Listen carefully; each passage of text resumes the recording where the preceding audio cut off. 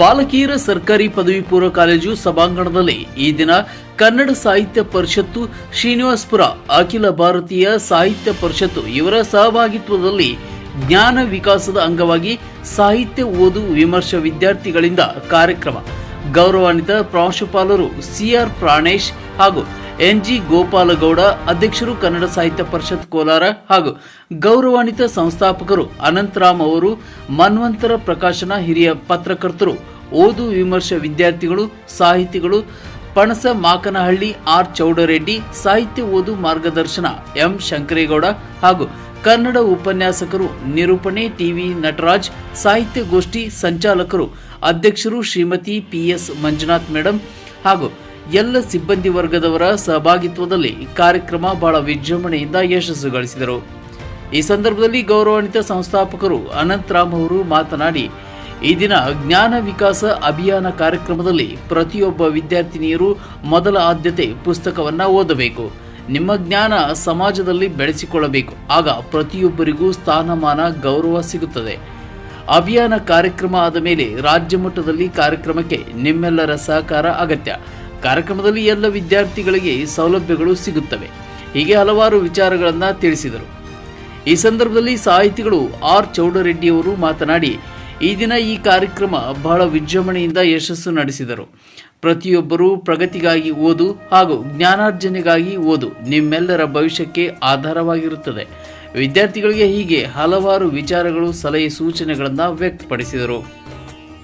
ಹಾಗೂ ಸಂವಿಧಾನ ಶಿಲ್ಪಿ ಡಾಕ್ಟರ್ ಬಿಆರ್ ಅಂಬೇಡ್ಕರ್ ಅವರ ವಿದ್ಯಾಭ್ಯಾಸದಲ್ಲಿ ಹಾಗೂ ಓದಿನ ವಿಚಾರದಲ್ಲಿ ಹೆಸರು ಪಡೆದ ಮಹಾನ್ ನಾಯಕರು. ಅವರ ಗುರಿ ಶಿಕ್ಷಣ, ಸಂಘಟನೆ, ಹೋರಾಟ. ಶಿಕ್ಷಣಕ್ಕೆ ಹೆಚ್ಚಿನ ಆದ್ಯತೆ ನೀಡಿದರು. ಹೀಗೆ ಗಣ್ಯರ ಸವಿನೆನಪುಗಳ ಹಲವಾರು ಸೂಚನೆಗಳು, ಸಲಹೆಗಳನ್ನು ತಿಳಿಸಿದರು. ಈ ಸಂದರ್ಭದಲ್ಲಿ ಶಂಕರೇಗೌಡ ಅವರು ಮಾತನಾಡಿ, ಎಲ್ಲ ವಿದ್ಯಾರ್ಥಿಗಳ ವಿದ್ಯಾಭ್ಯಾಸದಲ್ಲಿ ಹೆಚ್ಚಿನ ರೀತಿಯಲ್ಲಿ ನಿಮ್ಮೆಲ್ಲರ ಓದು ನಮ್ಮ ಕಾಲೇಜು ಹಾಗೂ ಸಮಾಜಕ್ಕೆ ಹೆಸರು ತರಬೇಕು ಎಂಬುದಾಗಿ ತಿಳಿಸಿದರು. ವಿದ್ಯಾರ್ಥಿಗಳ ಭವಿಷ್ಯದ ಬಗ್ಗೆ ಎಲ್ಲ ಗಣ್ಯರ ಸಲಹೆಗಳನ್ನು ತಿಳಿಸಿದರು.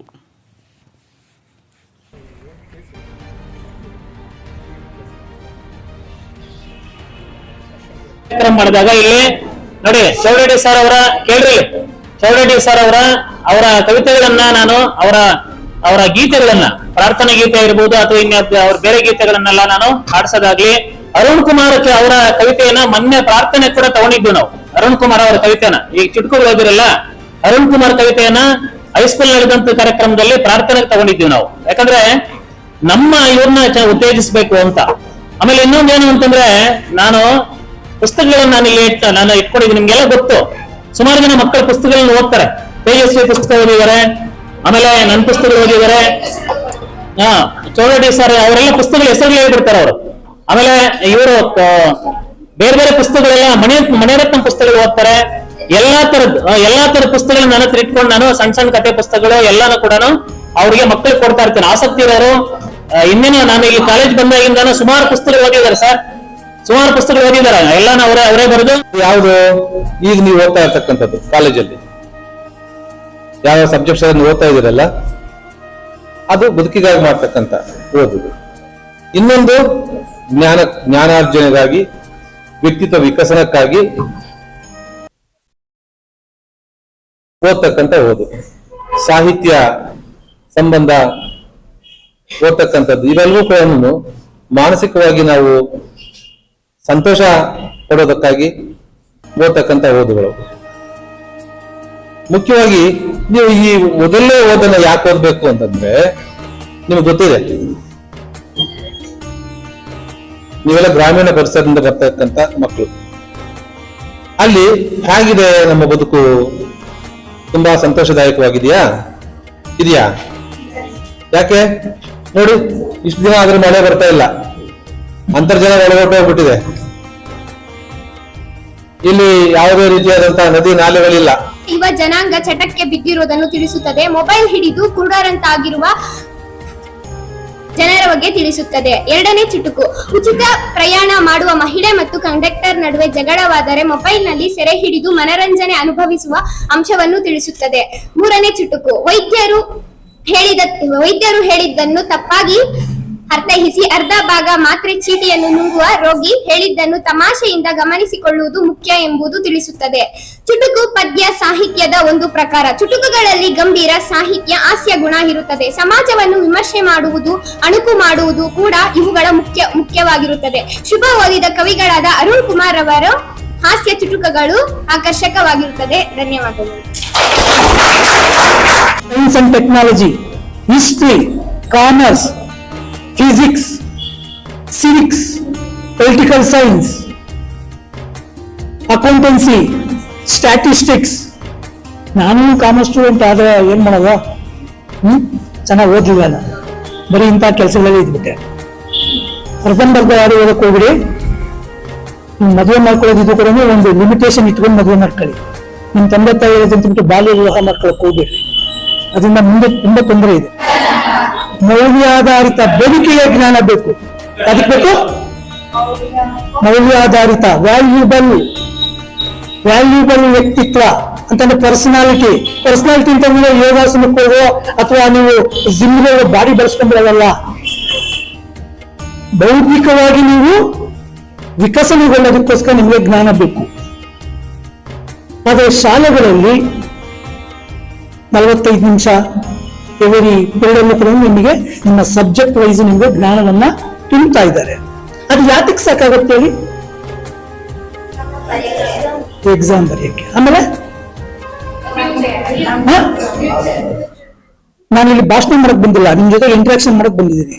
ಯಾಕಂದ್ರೆ ನಾನು ಅವಾಗ ಹೇಳಿದೆ, ನೀವು ಏನ್ ತಿಳ್ಕೊಂಡಿರ್ತೀರಾ ಅದನ್ನ ಹಾಗೂ ಮನ್ವಂತರ ಪ್ರಕಾಶನ ಕೋಲಾರ ಹಾಗೂ ಅಖಿಲ ಭಾರತೀಯ ಸಾಹಿತ್ಯ ಪರಿಷತ್ತು ಶ್ರೀನಿವಾಸಪುರ ಇವರ ಸಂಯುಕ್ತ ಆಶ್ರಯದಲ್ಲಿ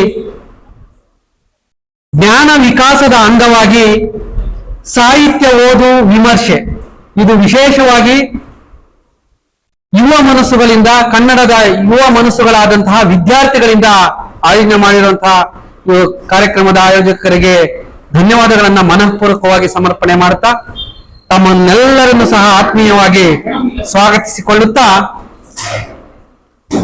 ಕಾರ್ಯಕ್ರಮದ ವಿದ್ಯುಕ್ತ ಚಾಲನೆಗಾಗಿ ದೈವ ಪ್ರೇರಣೆಯಾಗಲಿ ಅಂತ ಪ್ರಾರ್ಥನೆಯನ್ನ ನಿರ್ವಹಿಸಿಕೊಡಲಿದ್ದಾರೆ ಕುಮಾರಿ ಮಾನಸ ಮತ್ತು ಮೌನಿಕಾ. ಶಿವಶಂಕರಿ ಗುಣಸಾಗರಿ ಕಾರುಣ್ಯದ ಕಡಲ ಕಾಂತಿ ಅಭಯಂಕರಿ ಉಲ್ಲಾಸದ ಉಸಿರು ನೀರು ಉಲ್ಲೇಶ್ವರಿ ಜಗವ ಪೊರೆವ ತಾಯಿ ನೀನು ಜಗದೀಶ್ವರಿ ನಿನ್ನ ಪಾದ ತೊಳೆದವಳು ಪಾಲಾರಮ್ಮ ಮುಡಿಸಿ ಹರಸುವಳು ಕೋಲ. ನೆಕ್ಸ್ಟ್ ಡಿಗ್ರಿ ಹೋಗ್ಬೇಕು, ಮಾಸ್ಟರ್ ಡಿಗ್ರಿ ಹೋಗ್ಬೇಕು. ಇಲ್ಲಿ ಎಷ್ಟು ಜನಕ್ಕೆ ಡಾಕ್ಟರ್ಗಳಾಗ್ಬಿಡುತ್ತೆ ಇಷ್ಟ ಇದೆ? ಕೈಯತ್ತಿ. ಇಷ್ಟೇ. ಇಂಜಿನಿಯರ್ ಎಷ್ಟು ಜನ ಆಗ್ಬೇಕಂತ ಇದ್ದೀರಾ? ನಮ್ಮ ದೇಶ ಕಾನೂನು ಯಾರಪ್ಪ? ಎಷ್ಟು ಜನಕ್ಕೆ ಇಷ್ಟ ಇದೆ? Ayyappa, very very please. ನಮ್ಗೆಲ್ಲ ಪ್ರತಿದಿನ ಊಟ ಕೊಡ್ತಾರಲ್ಲಪ್ಪ. ಇಲ್ಲಿ ಎಷ್ಟು ಜನ ರೈತರ ಮಕ್ಕಳಿದ್ದೀರಾ? ಆಲ್ಮೋಸ್ಟ್. ಕೂತ್ಕೊಳ್ಳಿ, ಆದ್ರೆ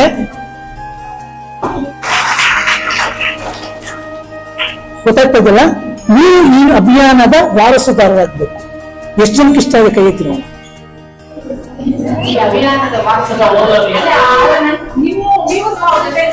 ವೆರಿ ಗುಡ್.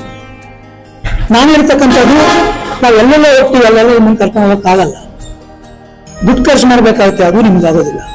ನಿಮ್ ಪಕ್ಕದಲ್ಲಿ ಇರ್ತಕ್ಕಂಥವ್ರು ನೀವು ಜ್ಞಾನ ತುಂಬಿ ಗ್ರೂಪ್ ಅಂತ ಮಾಡ್ಕೊಳ್ಳಿ.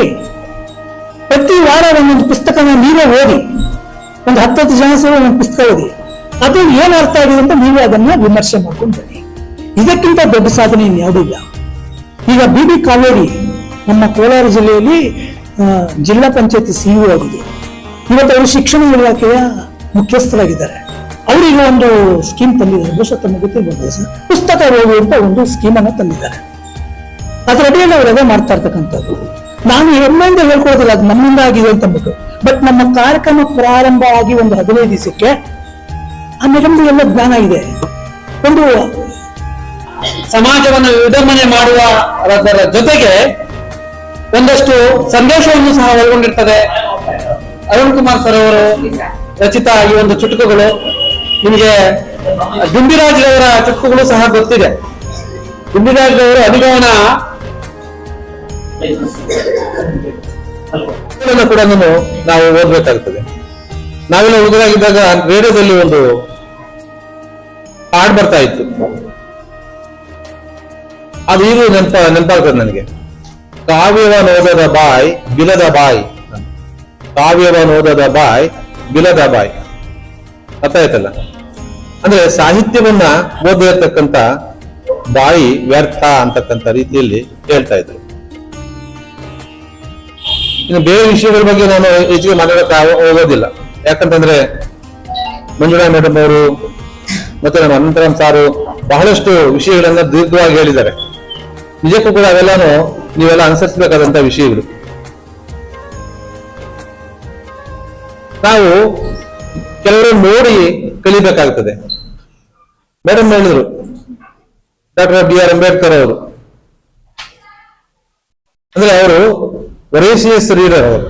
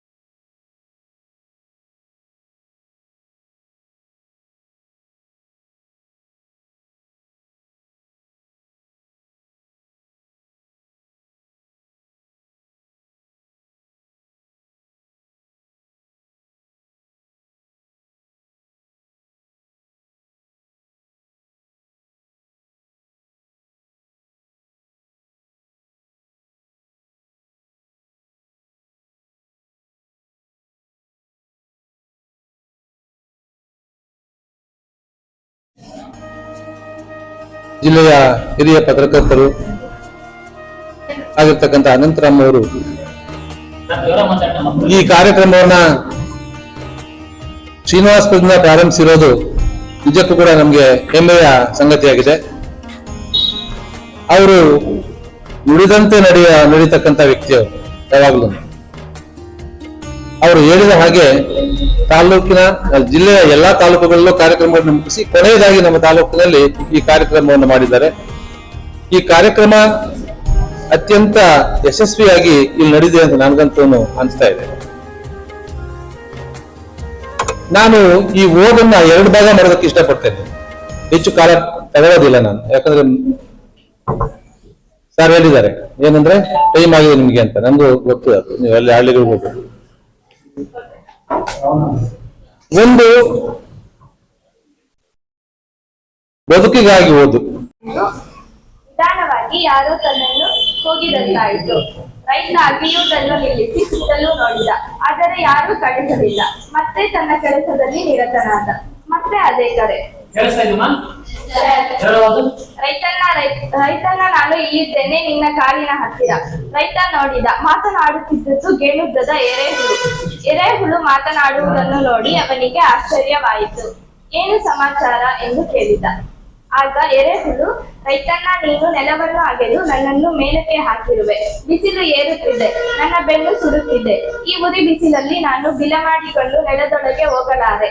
ಮೀನುಗಾರರು ನನ್ನನ್ನು ಕಂಡರೆ ತಮ್ಮ ಗಾಳಕ್ಕೆ ಚುಚ್ಚಿ ಸಾಯಿಸುತ್ತಾರೆ. ಆದ್ದರಿಂದ ದಯವಿಟ್ಟು ನನ್ನನ್ನು ತೇವವಿರುವ ನೆಲದೊಳಗೆ ಬಿಟ್ಟು ಬಿಡು ಎಂದು ಕೇಳಿಕೊಂಡಿತು. ನಿಲ್ಲಿಸಬೇಕು ಮೊಬೈಲ್ ಹಿಡಿದವರನ್ನು. ಉಚಿತ ಪ್ರದರ್ಶನ. ಉಚಿತ ಪ್ರಯಾಣದಲ್ಲಿ ಕಂಡಕ್ಟರ್ಗೂ ಮಹಿಳೆಗೂ ಜಟಾಪಟಿ, ಮೊಬೈಲ್ನಲ್ಲಿ ಸೆರೆ ಹಿಡಿಯುವವರಿಗೆ ರಸವತ್ತಾದ ರೋಚಕ ದೃಶ್ಯಾವಳಿ. ಉಚಿತ ಪ್ರಯಾಣದಲ್ಲಿ ಕಂಡಕ್ಟರ್ಗೂ ಮಹಿಳೆಗೂ ಜಟಾಪಟಿ, ಮೊಬೈಲ್ನಲ್ಲಿ ಸೆರೆ ಹಿಡಿಯುವವರಿಗೆ ರಸವತ್ತಾದ ರೋಚಕ ದೃಶ್ಯಾವಳಿ.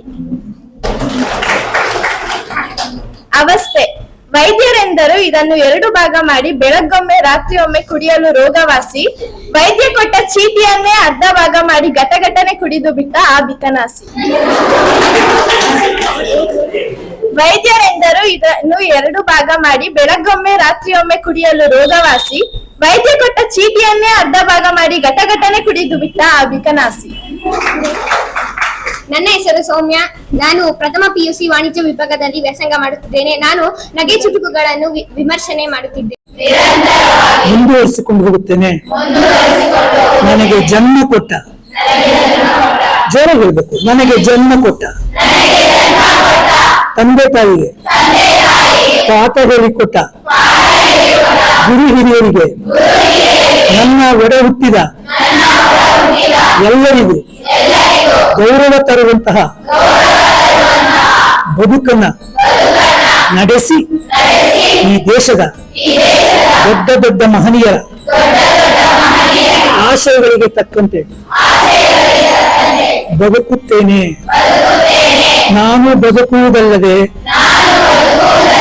ನನ್ನ ಸುತ್ತಮುತ್ತಲಿನ ಪರಿಸರವನ್ನು ಉಳಿಸುತ್ತೇನೆ, ಬೆಳೆಸುತ್ತೇನೆ. ಈ ಮೂಲಕ ಈಗ ನಾನು ಹೃದಯ ತುಂಬಿ ಪ್ರತಿಜ್ಞೆ ಮಾಡುತ್ತೇನೆ. ಇದಷ್ಟು ನಮ್ಮ ಜ್ಞಾನ ಹೆಚ್ಚಾಗ್ತಾ ಹೋಗುತ್ತೆ. ಮಕ್ಕಳಿಗೆ ನಾವು ಚಿಕ್ಕಂದಿನಲ್ಲಿದ್ದಾಗ ಈ ಚಂದಮಾಮ ಈ ತರದ ಪುಸ್ತಕ ಸಿಗ್ತಾ ಇತ್ತು. ಅಂತ ಪುಸ್ತಕಗಳನ್ನ ಸಣ್ಣ ಸಣ್ಣ ಕಥೆಗಳನ್ನ ಓದುವ ಅಭ್ಯಾಸ ಅಲ್ಲಿಂದ ಪ್ರಾರಂಭ ಆಗ್ತಾ ಇತ್ತು. ಆದ್ರೆ ಈಗ ಅವೆಲ್ಲವೂ ಕಣ್ಮರೆಯಾಗಿವೆ. ಅವುಗಳ ಸ್ಥಾನದಲ್ಲಿ ನಮಗೆ ನಮ್ಮ ಮೊಬೈಲ್ ಮತ್ತು ಟಿವಿ ಆವರಿಸಿಕೊಂಡು ನಮ್ಮನ್ನ ಪುಸ್ತಕದ ಓದಿನಿಂದ ದೂರಗೊಳಿಸ್ಬಿಟ್ಟಿವೆ. ಆಧುನಿಕವಾದಂತಹ ಉಪಕರಣಗಳು ನಮಗೆ ಒಳ್ಳೆಯ ಸಹಕಾರಿ ಆಗ್ಬೇಕೆ ಹೊರತು ಇಲ್ಲೇನಾಗ್ತಾ ಇದೆ ಹೇಳಿ, ನಮ್ಮ ಪುಸ್ತಕದ ಓದಿಗೆ ಗೀಳಿಗೆ ಅದು ದೂರ ಹೋಗ್ತಾ ಇದೆ. ಹಾಗಾಗಿ ನಾವು ಎಷ್ಟೋ ಪುಸ್ತಕಗಳ ಹೆಸರನ್ನಷ್ಟೇ ಕೇಳಿ ತಿಳ್ಕೊಳ್ತಾ ಇದ್ದೀವಿ. ನೀವು ಗಮನಿಸ್ಬೇಕು, ನಮ್ಮ ಒಂದು ಕನ್ನಡ ಸಾಹಿತ್ಯ ಪರಿಷತ್ತು ಅತ್ಯಂತ ಸಮೃದ್ಧಿಯಾದಂತಹ ಸಾಹಿತ್ಯ, 2500 ವರ್ಷಗಳ ಸುದೀರ್ಘ ಇತಿಹಾಸವನ್ನು ಹೊಂದಿದೆ. ಎಲ್ಲರೂ ಹೆಮ್ಮೆ ಪಡುವಂತಹ ಒಂದು ಗ್ರಂಥಗಳನ್ನೇ ಒಳಗೊಂಡಿದೆ. ಆದ್ರೆ ಆ ಎಲ್ಲ ಗ್ರಂಥಗಳು ಯಾವಾಗ ಅವು ಯಶಸ್ಸನ್ನ ಪಡ್ಕೊಳ್ಳೋದು ಅಂತಂದ್ರೆ ಅವುಗಳನ್ನ ನಾವು ಅಧ್ಯಯನವನ್ನ ಮಾಡಿದಾಗ. ನಮ್ಮ ಊರಿನಲ್ಲಿ ನಮ್ಮ ಗ್ರಂಥಾಲಯ ಎಲ್ಲಿದೆ ಅಂದ್ರೆ, ಹೌದಾ ಇಂಥ ಕಡೆ ಇದೆಯಾ ನಮ್ಗೆ ಗೊತ್ತಿಲ್ಲ ಅಂತಾರೆ. ಹೋಟೆಲ್ ಗೊತ್ತಿರುತ್ತೆ, ಫಿಲ್ಮ್ ಥಿಯೇಟರ್ ಗೊತ್ತಿರುತ್ತೆ, ಗ್ರಂಥಾಲಯ ಗೊತ್ತಿರಲ್ಲ. ಯಾಕೆ ಅಂತಂದ್ರೆ ಗ್ರಂಥಾಲಯಕ್ಕೆ ಹೋಗಿ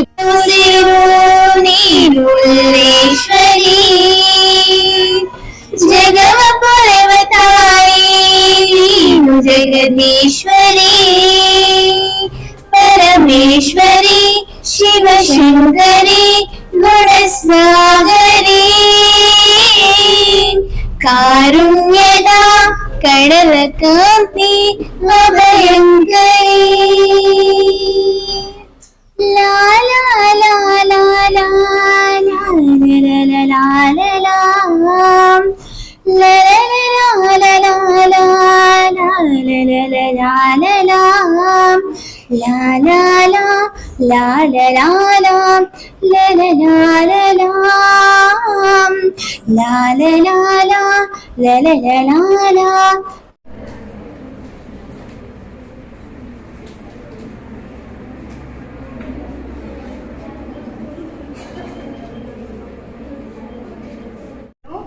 ನೇರವಾಗಿ ಸೇವಿಸುವುದರ ಮೂಲಕ ತಮ್ಮ ಶರೀರದೊಳಗೆ ಪ್ಲಾಸ್ಟಿಕ್ಗೆ ಜಾಗ ನೀಡಿವೆ. ಮನುಷ್ಯನಾದರೂ ಕೇಳಿ ಕೇಳಿ ಬುದ್ಧಿಜೀವಿ. ನೇರವಾಗಿ ಎಂದು ಪ್ಲಾಸ್ಟಿಕ್ ಸೇವಿಸಲಾರ. ಹಾಗಾದರೆ ಮಾನವನ ಶರೀರದೊಳಗೆ ಪ್ಲಾಸ್ಟಿಕ್ ಇಲ್ಲವೇ? ಹೀಗೆ ಅಂದುಕೊಂಡರೆ ಅದು ಖಂಡಿತ ತಪ್ಪಾಗುತ್ತದೆ. ಮಾನವನ ಶರೀರದ ಒಳಗೂ ತನ್ನ ಅಸ್ತಿತ್ವವನ್ನು ಈಗಾಗಲೇ ಸ್ಥಾಪಿಸಿದೆ ಪ್ಲಾಸ್ಟಿಕ್. ನಿತ್ಯ ಬಳಕೆಯ ಪ್ಲಾಸ್ಟಿಕ್ ಪರಿಕರಗಳಾದ ಪ್ಲಾಸ್ಟಿಕ್ ಟಿಫನ್ ಬಾಕ್ಸ್, ಪ್ಲಾಸ್ಟಿಕ್ ತಟ್ಟೆಗಳು, ಚಮಚ, ಒಮ್ಮೆ ಬಳಸಿಯೇ ಎಸೆಯುವ ಟೀ ಕಪ್ಸ್, ನೀರಿನ ಬಾಟಲಿ ಎಲ್ಲವನ್ನೂ ಹಾಯ್ದು ಹೊಟ್ಟೆಯೊಳಗೆ ಸೇರುವ ಆಹಾರ ಪದಾರ್ಥದಲ್ಲಿ ಪ್ಲಾಸ್ಟಿಕ್ ಅಂಶ ಗಣನೀಯವಾಗಿಯೇ ಇರುತ್ತದೆ. ಕೆಲವು ಆಹಾರ ಪದಾರ್ಥಗಳಲ್ಲಿ ನೇರವಾಗಿ ಪ್ಲಾಸ್ಟಿಕ್ ಸೇರಿಯೇ ತಯಾರಿಸುತ್ತದೆ. ದುರ್ವ್ಯವಸ್ಥೆ ಇನ್ನೊಂದು ಹಂತ. ಉದಾಹರಣೆಗೆ, ಕೆಲವು ನೂಡಲ್ಸ್, ಕುರ್ಕುರೆಯಂತಹ ಖಾದ್ಯ ಟೆಕ್ಸ್ಚರ್ ಅನ್ನು ಆಕರ್ಷಕವಾಗಿಸಲು ಅವರು ಹೇಳಿ ಅಂದ್ರೆ ನನ್ಗೊಂದ್ ಕಡೆ ಈಗ ಕೆ ಎಕ್ಸಾಮ್ಸ್ ಅಂದ್ರೆ ವಿ ಎಕ್ಸಾಮ್ಸ್ ನನ್ಗೂ ಅಷ್ಟೇ, ಮೇಡಮ್ ಅವ್ರಿಗೂ ಅಷ್ಟೇ. ಎಕ್ಸಾಮ್ಸ್ ಅಲ್ಲಿ ಚೀಫ್ ಸೂಪರಿಂಟೆಂಡೆಂಟ್ ಆಗಿ ನಮ್ ಕೆಲಸ ಜಿ ಕೆ ಆನ್ಸರ್ ಕೂಡ ಹಾಕಿದ್ದಾರೆ. ಅವರು ಸರ್ ಇವಾಗ ನಮ್ಗೆ ಸಹಕಾರದಲ್ಲಿ ತುಂಬಾ ಸಹಕಾರ ಕೊಡ್ತಾರೆ. ಹಾಗಾಗಿ ಆ ಒಂದ್ ಕಡೆ ಆ ಕೆಲಸ, ಇನ್ನೊಂದ್ ಕಡೆ ನೀವೆಲ್ಲಾನು ಮಿಡ್ ಟರ್ಮ್ ಪರೀಕ್ಷೆಗಳಿಗೆಲ್ಲಾನು ಸಿಲೆಬಸ್ ಮಾಡ್ಬೇಕು, ಅದನ್ನ ಓದ್ಬೇಕು ಅಂತ ನೀವು ಆ ಒತ್ತಡದಲ್ಲಿ ಇದ್ದೀರಾ. ಆಮೇಲೆ ಇವತ್ತು ಬೇರೆ ಪೇರೆಂಟ್ಸ್ ಮೀಟಿಂಗ್ ಬೇರೆ, ಇಷ್ಟೆಲ್ಲ ಒತ್ತಡಗಳ ಮಧ್ಯೆ ಈ ಕಾರ್ಯಕ್ರಮದಲ್ಲಿ ನಾನು ಎರಡ್ ಮೂರು ದಿನದ ನಾವೇನು ನಾನು ಕಥೆ ಆಗ್ಲಿ ಕವನ ಆಗ್ಲಿ, ಯಾಕಂದ್ರೆ ಈ ನೆಲದ ಸಾಹಿತ್ಯಗಳನ್ನ, ಈ ಶ್ರೀನಿವಾಸಪುರ ಸಾಹಿತ್ಯಗಳನ್ನ ಪರಿಚಯ ಮಾಡ್ಬೇಕು ಅನ್ನೋ ಉದ್ದೇಶ ಸರ್ ಅಷ್ಟೇ ನಮ್ಗೆ. ಇನ್ನು ಈ ಸಾರನಾಥ್ ಅವ್ರನ್ನೆಲ್ಲ ತಗೊಳ್ಳೋಣ ನೋಡಿದೆ, ಟೈಮ್ ಆಗುತ್ತೆ ಅಂತ ಇನ್ನೊಂದಿನ ಕಾರ್ಯಕ್ರಮ ಮಾಡೋಣ ಅಂತ ಸುಮ್ಮನೆ ಆಗಿದೆ. ಯಾಕಂದ್ರೆ ನಮ್ಮ ಮಕ್ಕಳಿಗೆ ನಮ್ಮ ಈ ನೆಲದ ಮಾವಿನ ಮಡಿಲಿನ ಸಾಹಿತ್ಯಗಳು ನಮ್ಮ ಮಕ್ಕಳನ್ನ ನಾವು ಪರಿಚಯ ಮಾಡ್ಕೊಡ್ಲಿಲ್ಲ ಅಂದ್ರೆ ಅವ್ರಿಗೆ ಇನ್ಯಾರು ಪರಿಚಯ ಮಾಡ್ಕೊಡೋದು ನಾವು ಅಲ್ವಾ? ಆ ಕಾರಣಕ್ಕಾಗಿ ನಾನು ಅವರಲ್ಲಿ ಚಿಕ್ಕಂದಿನಿಂದ ಮೂಡಿ ಬಂತು. ಆದ್ರೆ ಇವತ್ತು ಅದಕ್ಕೆ ಹೇಳುದು, ಸಾಹಿತ್ಯ ನಮ್ಗೆ ಏನ್ ಮಾಡುತ್ತೆ, ಒಳ್ಳೆ ಬದುಕನ್ನು ಕೊಡ್ತದೆ, ಬದುಕಿನ ದಾರಿಗಳನ್ನು ತೋರಿಸ್ತದೆ. ಆ ದಾರಿಗಳಲ್ಲಿ ನಾವು ನಡೆದ್ರೆ ನಮ್ಮ ಜೀವನ ಸುಖವಾಗಿರ್ತದೆ, ಸಂತೋಷವಾಗಿರ್ತದೆ. ಈ ನಿಟ್ಟಿನಲ್ಲಿ ಇದು ತುಂಬಾ ಒಳ್ಳೆಯ ಕಾರ್ಯಕ್ರಮ. ಮತ್ತೆ ಇಲ್ಲಿ ಕಥೆಗಳನ್ನ, ಕವನಗಳನ್ನ ಮತ್ತು ಲೇಖನಗಳನ್ನ ಮಕ್ಕಳು ಓದ್ಕೊಂಡ್ ಬಂದಿದ್ರಿ. ನೀವು ಬಹಳ ಚೆನ್ನಾಗಿ ಓದಿದ್ರಿ. ಮತ್ತೆ ವಿಮರ್ಶೆ ಕೂಡ ಅಷ್ಟೇನೆ ಬಹಳ ಚೆನ್ನಾಗಿ ವಿಮರ್ಶೆ ಮಾಡಿದ್ದೀರಿ, ಅದನ್ನು ಗ್ರಹಿಸಿದ್ದೀರಿ. ಈ ಪ್ರಕ್ರಿಯೆ ಇದು ಮುಂದುವರಿಬೇಕು. ಈ ಪ್ರಕ್ರಿಯೆ ಇಲ್ಲಿಯೇ ನಿಲ್ಬಾರದು. ಯಾಕಂತಂದ್ರೆ ಅದರಲ್ಲಿ ನೀವು ಹೆಣ್ಮಕ್ಳಿಗೆ ಈ ಜ್ಞಾನ ವಿಸ್ತಾರ ಮಾಡ್ತಕ್ಕಂಥ ಅವಕಾಶಗಳು ಜಾಸ್ತಿ ಇರ್ತದೆ, ಹೌದಾನೆ? ಯಾಕಂದ್ರೆ ಮುಂದೆ ನೀವು ಒಂದು ಹೊಸ ಜನಾಂಗಕ್ಕೆ